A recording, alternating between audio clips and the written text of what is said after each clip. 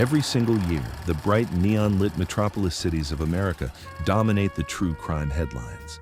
We are bombarded with high-profile serial killer task forces, digitized forensic tracking, and wall-to-wall news coverage that turns urban homicides into national obsessions. But if you step off the interstate highways and drive deep into the rural, forgotten interior of the country, into the places defined by one diner, one blinking yellow traffic light, and a single overworked sheriff's department, you will discover a profoundly different, significantly darker ledger of crime. In a massive city, a murder is a statistic, a tragedy that is eventually swallowed by the sheer velocity of urban life. But in a small town, an unsolved mystery is a living, breathing ghost. It is a permanent parasite that poisons the soil, fractures families, and forces neighbors to look at one another across a picket fence with a cold, unspoken suspicion that lasts for generations.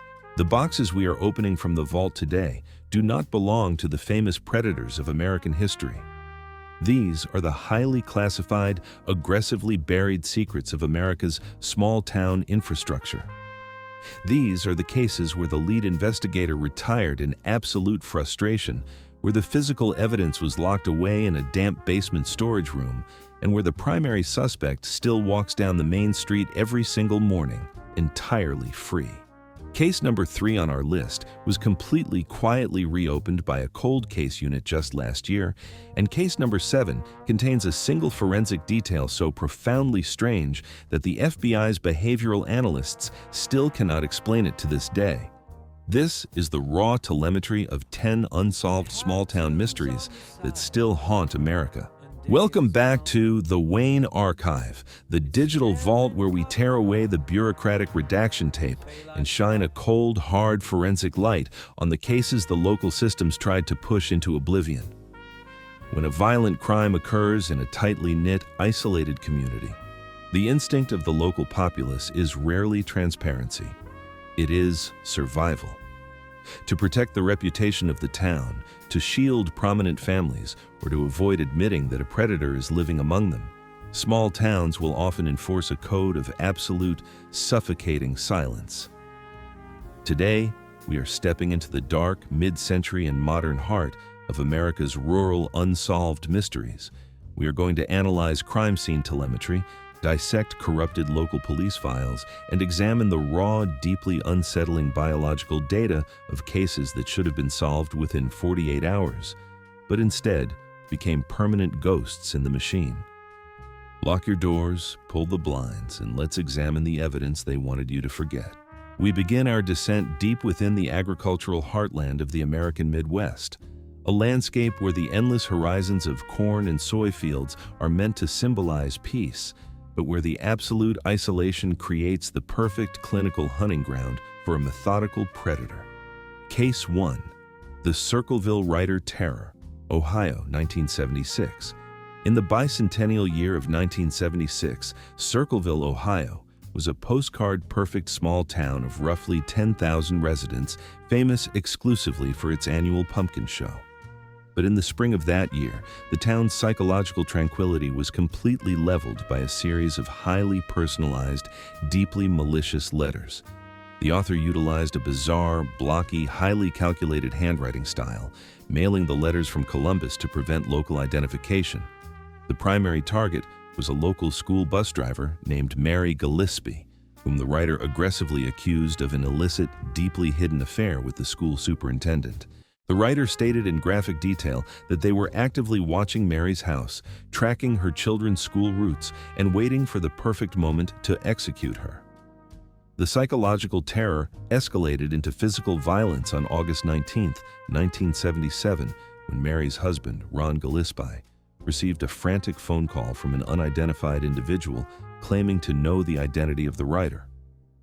Ron grabbed his .25 caliber revolver, drove out to an isolated country intersection, and was killed when his truck veered off the road and slammed into a tree. The local sheriff instantly ruled it an accidental crash due to intoxication. However, when the family inspected Ron's body, they discovered that his revolver had been discharged exactly once.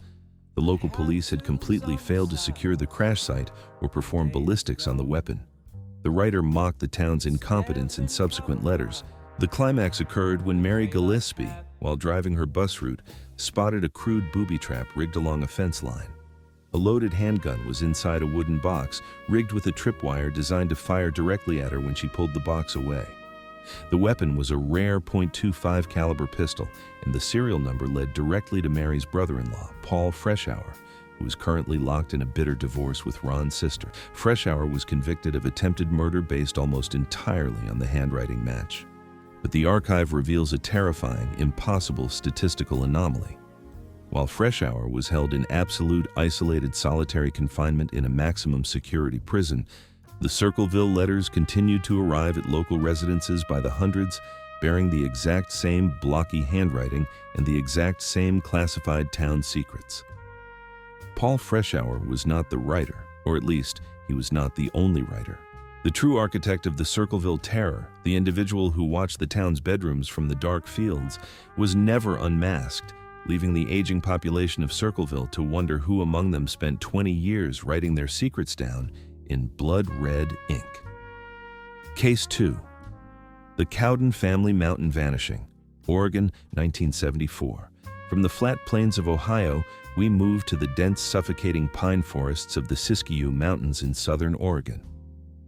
In the summer of 1974, the small logging town of Applegate was completely paralyzed by the sudden, physics-defying disappearance of a young family. Richard Cowden, his wife Belinda, their 11-year-old son David, and their 5-month-old daughter Mickey had pitched a tent at a primitive campsite along the roaring Applegate River for the Labor Day weekend. On Sunday morning, a local resident observed Richard walking to a nearby general store to buy milk and a newspaper. He returned to the camp. That was the last human contact the Cowden family ever had with the outside world. When Richard's mother arrived at the campsite for a scheduled dinner later that afternoon, she walked into a scene that forensic profilers still describe as a masterpiece of domestic erasure. The camp was entirely pristine. There was no sign of a physical struggle, no blood, and no weapon. The family's plastic dishes were washed and drying on a camp table, Richard's wallet, containing a substantial amount of cash, and Belinda's purse were sitting inside the tent. The family station wagon was locked, with the keys sitting on the dashboard. Even the family's pet dog, a small Chihuahua, was found pacing the campsite in a state of extreme agitation, but completely unharmed. The family had vanished as if they had been lifted directly out of their clothes by a tractor beam. A massive multi-agency search involving the Oregon State Police, the FBI, and hundreds of volunteer loggers flooded the rugged mountain terrain. They utilized tracking dogs and helicopters, but the wilderness yielded absolutely nothing for 8 months. It wasn't until April 1975 that 2 gold prospectors, hiking through an incredibly steep, nearly inaccessible canyon 2 miles away from the campsite, stumbled across a shallow cave hidden beneath a massive pile of rotted logs. Inside were the skeletal remains of the Cowden family. The medical examiner's report was brutal. Richard and his 11-year-old son had been executed with a high-powered rifle, while Belinda and the infant had died of severe, systemic, blunt force trauma. The primary suspect was a local drifter and violent convict named Dwayne Lee Little, who was serving time for the rape and murder of a teenager, but was free on an unexplainable parole window during that exact week in 1974.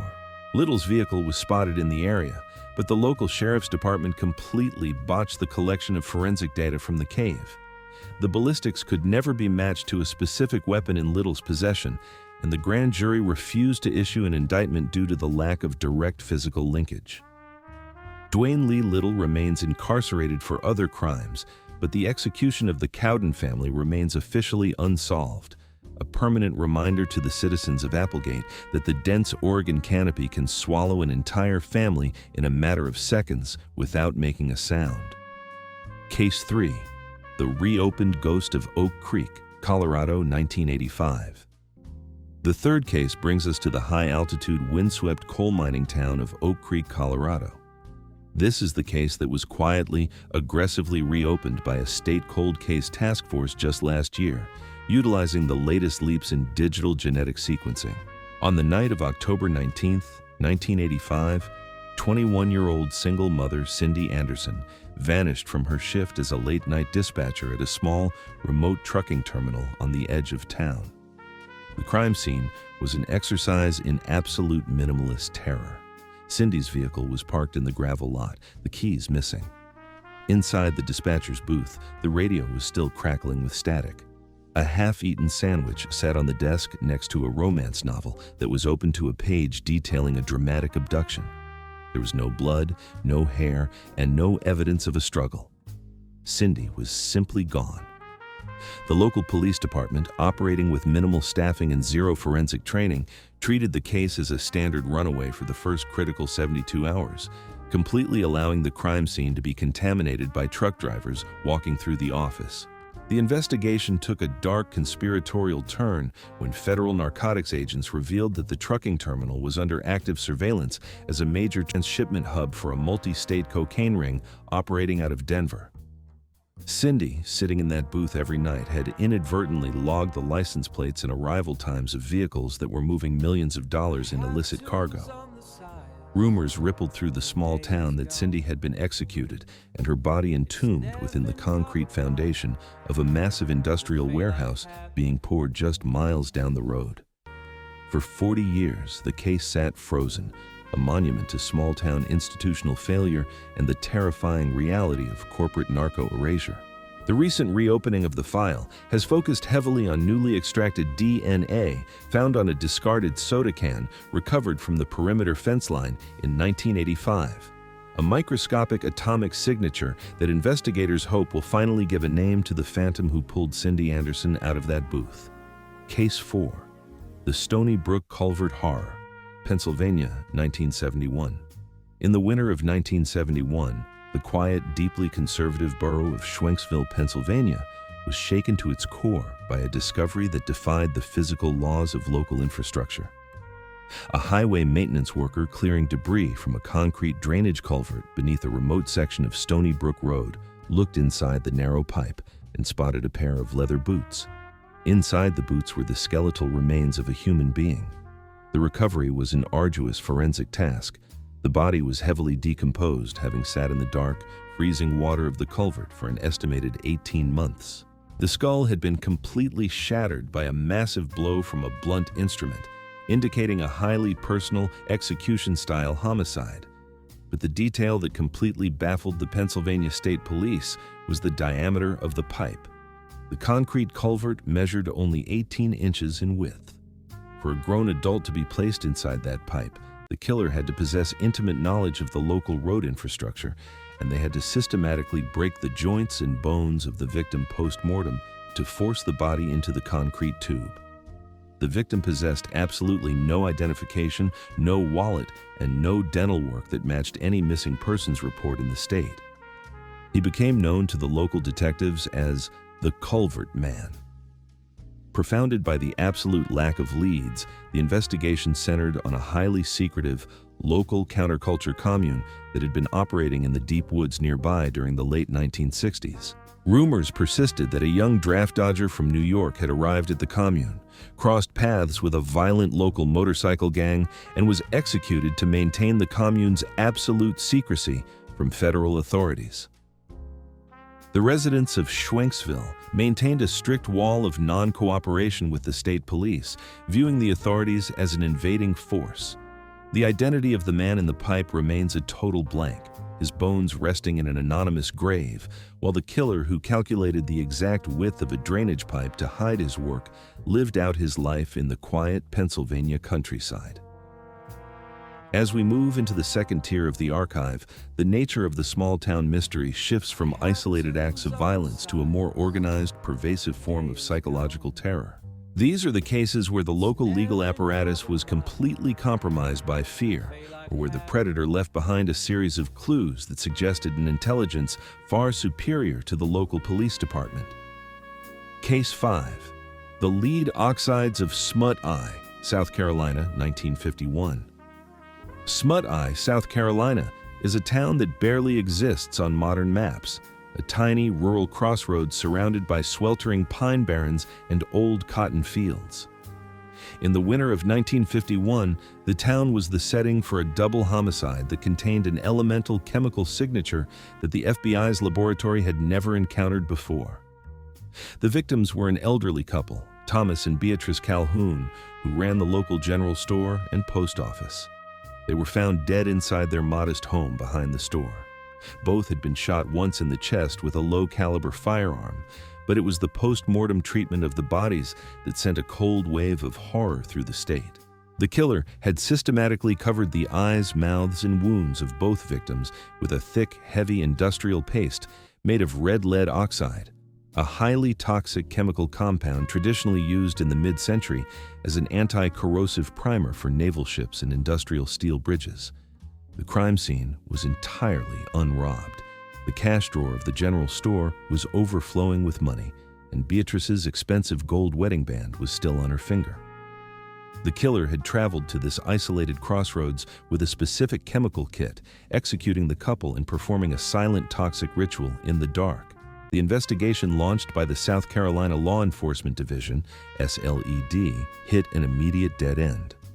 Smut-Eye was a town populated almost entirely by tenant farmers and sharecroppers who operated on an unyielding code of non-intercourse with outside detectives. The red lead oxide was tracked to a naval shipyard in Charleston, over 100 miles away, suggesting the killer was an outsider, a sailor or an industrial painter who had navigated to this specific tiny town to execute a deeply calculated, highly private vendetta. The local sheriff's department, terrified of the occult implications of the lead paste, destroyed several critical pieces of crime scene fabric before they could be analyzed for trace elements. The Calhouns were buried, the general store was boarded up, and the crossroads of Smut-Eye fell into an absolute permanent silence, the red primer remaining a haunting, toxic question mark in the state's historical files. Case 6. The Phantom of the Sandhills, Nebraska, 1962. In the autumn of 1962, during the height of the Cuban Missile Crisis, public attention was fixed entirely on the threat of nuclear annihilation. But in the tiny, wind-scoured town of Thedford, Nebraska, nestled deep within the vast, desolate Sandhills region, the threat was entirely localized and immediate. Over a period of 3 months, 5 different cattle ranchers living in isolated homesteads, miles apart, were systematically executed in their sleep. The methodology of the Sandhills Phantom was chillingly precise. The killer did not break windows or force locks. He utilized an incredibly specialized tool, a silent, high-powered pneumatic captive bolt pistol, the exact industrial tool used in commercial slaughterhouses to stun cattle before execution. The victims were killed instantly through cranial destruction, with 0 defensive wounds and 0 indication that they ever woke up. The killer left no footprints in the shifting sand, no tire tracks along the dirt ranch roads, and stole absolutely nothing from the homes. The panic in Thomas County was absolute.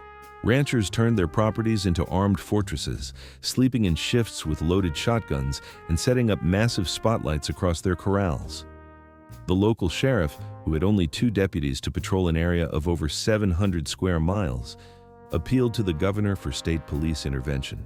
The investigation focused heavily on a transient slaughterhouse worker named Frank Vance, who had been fired from an Omaha packing plant weeks before the slayings began and was seen driving a battered black sedan along the Sandhill trails.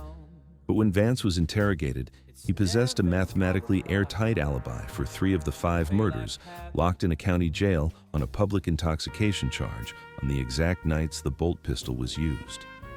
The murders abruptly ceased in December 1962 as the brutal Nebraska winter dropped temperatures below 0. The Phantom simply dissolved into the blizzard. Thedford never got its answers, leaving the aging cattlemen of the Sandhills to forever wonder if the man who handled the captive bolt pistol was a stranger passing through or a neighbor who knew exactly which bedroom windows did not lock. Case 7.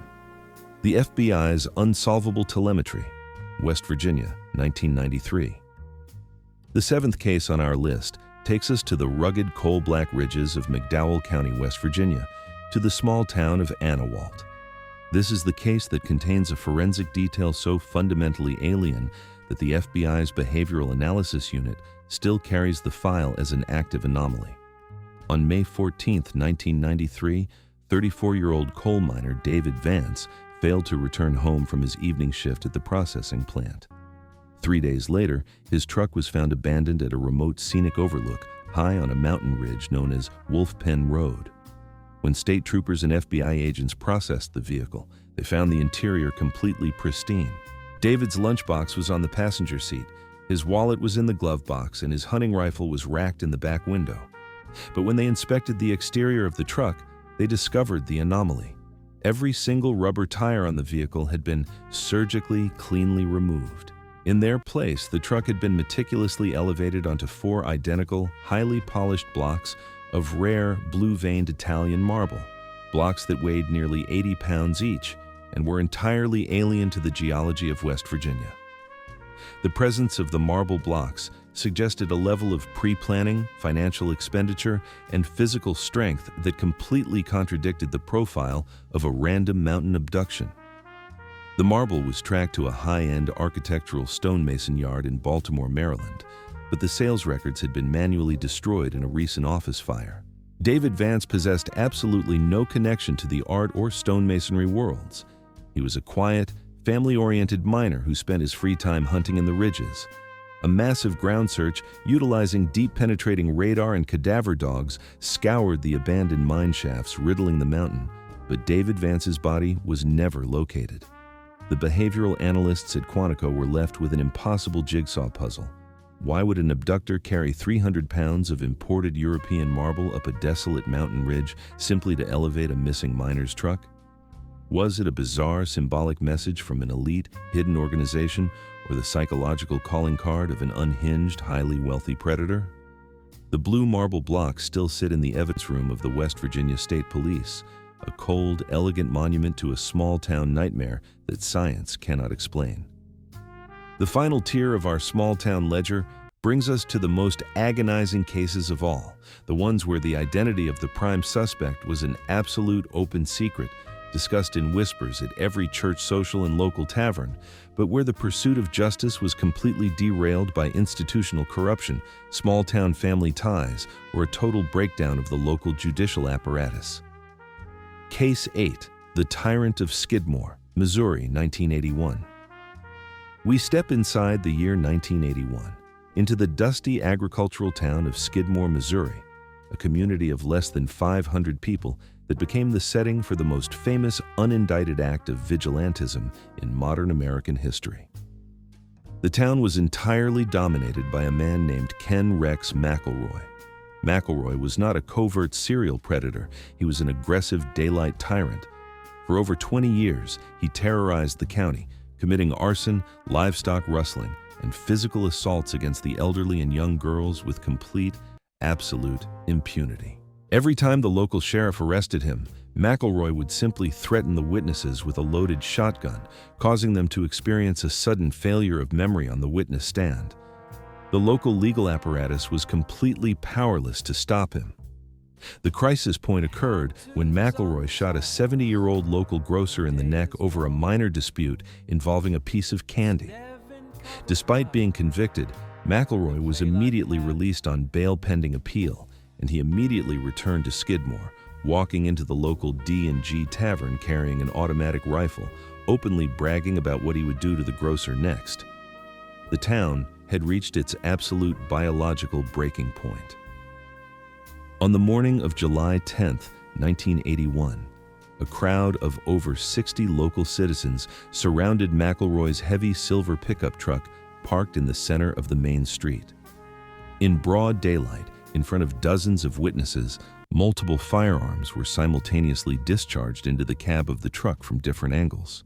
Ken Rex McElroy was instantly executed. When the FBI and the State Highway Patrol arrived to investigate the public execution, they were met with an absolute, impenetrable wall of rural silence. 60 people stood on that asphalt. Dozens of people saw the individuals pull the triggers. Yet, when every single citizen was interrogated in isolated rooms by federal agents, the answer was exactly, mathematically the same. I didn't see anything. I heard a loud noise and I hit the ground. No one broke. No one pointed a finger. The grand jury, selected from the local populace, flatly refused to issue a single indictment, and the federal civil rights investigation was eventually dropped due to a complete lack of cooperation. The execution of Ken Rex McElroy remains officially unsolved. It stands in the archives as a chilling testament to what happens when the legal framework of an American town completely fails, forcing a community to execute its own rough justice and bury the truth forever beneath a code of absolute small-town omerta. Case 9, the Alcorn County Quarry Erasure, Mississippi, 1978. In the summer of 1978, the town of Corinth, Mississippi, was rocked by the sudden disappearance of 19-year-old Laura Vance, the daughter of a prominent civil rights attorney who was actively challenging the corrupt political machine that had controlled Alcorn County for generations. Laura left a friend's house at 11 p.m. to drive home along a dark, pine-lined state route. Her vehicle was discovered the next morning, parked neatly on the shoulder of the road, completely locked, with her high-heeled shoes and jewelry left sitting on the driver's seat. The local sheriff, who was a key ally of the political machine Laura's father was investigating, immediately declared that Laura had simply run away to New Orleans, refusing to secure the vehicle or process it for fingerprints. Unsatisfied with this clinical dismissal, Laura's father hired private investigators from Memphis, who quickly uncovered a terrifying path of evidence leading directly to a massive, abandoned limestone quarry on the edge of the county line. Night watchmen at a nearby industrial plant testified that they had seen two marked local sheriff's cruisers driving into the quarry in convoy at 1 a.m. on the night of the disappearance. When the private investigators attempted to access the quarry with scuba divers to search the deep, flooded pits, they were met at the gates by armed deputies who threatened them with immediate arrest for trespassing. Within 48 hours, the local county board of supervisors issued an emergency order to permanently close the quarry, instantly deploying dozens of heavy dump trucks to fill the flooded pits with millions of tons of concrete debris and industrial slag from a nearby steel mill. The evidence was literally entombed beneath a mountain of industrial waste under the direct supervision of local law enforcement. Laura Vance was never found, and no state or federal agency ever breached the wall of institutional corruption that protected Alcorn County in 1978. The file remains cold, a silent monument to a daughter who was swallowed by the very system that was sworn to protect her. Case 10, the Phantom of the Blue Ridge, Virginia, 1991. Our final case brings us to the misty, isolated mountain community of Meadows of Dan, nestled high along the Blue Ridge Parkway in Virginia. In the winter of 1991, this deeply religious, tightly knit Appalachian town became the hunting ground for a predator who possessed an intimate, terrifying knowledge of the local topography. The victim was 18-year-old high school senior Angela Meadows, who vanished while walking the short quarter-mile distance from her church to her family's farmhouse after an evening choir practice. The search was immediate and desperate, led by the local mountain residents who knew every cave and ridge in the county. 2 days later, Angela's coat was found neatly folded on top of a massive ancient boulder known locally as the Judgment Stone, a historic landmark that overlooked the entire valley. A month later, when the winter snow began to melt, her body was discovered placed inside an old abandoned tobacco barn less than 500 yards from her own front door. She had been strangled with a piece of heavy industrial baling twine, a material found in every single barn in the county. The true terror of the Angela Meadows case was the immediate lockdown of information within the community. The state police quickly identified a prime suspect, a local, highly volatile handyman who had a history of stalking young women and whose family owned the tobacco barn where Angela was found. But the suspect's father was a wealthy land developer who held the mortgages on half the businesses and farms in the district. Witnesses who had originally reported seeing the suspect's truck parked near the church on the night of the abduction suddenly recanted their statements. Tires were slashed, barns were mysteriously burned in the night, and a dark wave of intimidation swept through the ridges. The local sheriff's department, heavily dependent on the developer's political backing, delayed the processing of the forensics from the tobacco barn for months, allowing the chain of custody to be legally broken. The suspect was never charged, and he still lives in the county today, driving past the Meadows family farm every single afternoon. The town chose to preserve its economic survival over the pursuit of justice, leaving Angela's family to live out their lives in the shadow of a mountain that guards its monsters with an absolute, unyielding silence. When we review these 10 cold, static-filled files from the depths of the rural American ledger, we are forced to confront a deeply unsettling truth about the nature of community. We look at the small, picturesque towns with their historic main streets, their local diners, and their friendly waves, and we operate under the comforting illusion that these are the safest places on Earth, sanctuaries from the chaos of the modern world. But the raw data of the archive proves that this is an absolute illusion. In a small town, when the thin veneer of civilization cracks, the results are catastrophic. The darkness doesn't dissolve into the crowd. It sits at the local diner, it preaches from the local pulpit, and it wears the local badge. The phantoms who walked through the cornfields of Ohio, the mountains of Oregon, and the ridges of West Virginia were not supernatural monsters. They were flesh and blood, human beings who understood a fundamental rule of rural geography. If you can control the local sheriff, silence the local witnesses, and exploit the deep institutional fear of a small community, you can commit the perfect crime and walk free forever. If this deep dive into the suppressed, cold, and forgotten mysteries of America's small towns made you look closer at your own neighbors, hit that subscribe button and join us here at the Wayne Archive. We will continue to pull the heavy boxes out of the dark subterranean vaults, decode the corrupted telemetry, and fight for the names that the local systems tried to push into the abyss. Review the evidence, analyze the impossible geometry of these cold cases, and drop a comment below to tell me, which small-town mystery haunts your psychological profile the most? Thank you for stepping into the vault with us today. And remember, just because a town is quiet doesn't mean the monster has left the room.